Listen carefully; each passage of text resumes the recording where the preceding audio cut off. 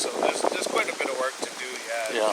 It's coming along. I think by this evening we'll see. We'll have gone down quite a bit more, and then tomorrow will be a nice one. We'll have a nice long burn. Hopefully the weather works well with us for that. So that's our hope. Good. Yeah, I mean, all in all, typically about 10 days of burning around the clock is what you needed to make a dugout about this size, give or take. Depends on the wood, depends on the size. We made vessels that were from about 8 feet to all the way around 60 feet in length. And where did the log come from? This particular log from Garney Sawmill in Freetown. Oh yeah. So they came through for us on this one.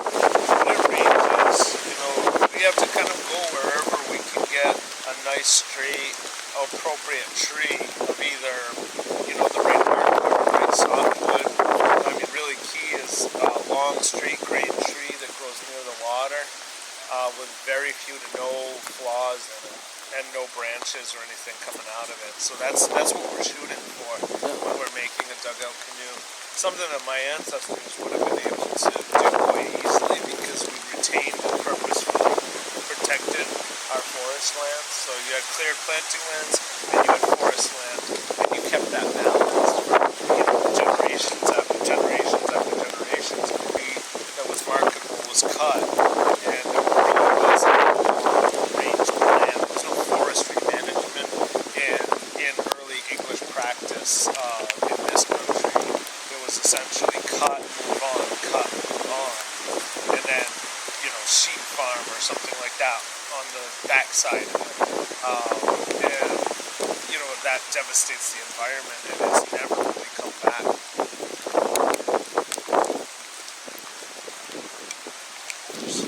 In those dugouts. How many paddlers are you going to have in this? Probably 3 to 4. Let's see if we can get Mike. We'll see.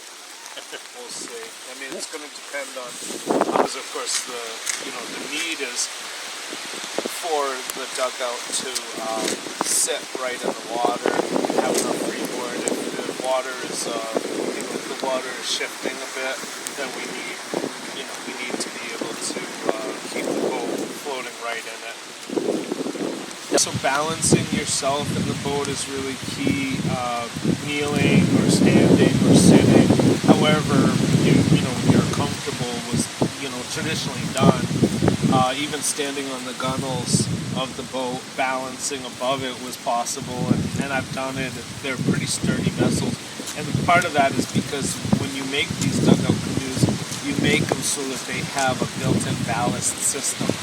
So the bottom is about 3 inches of thickness, where the sides are about 1 inch, and then that bottom soaks in some water as well, so it sits even heavier. It's kind of like a keel.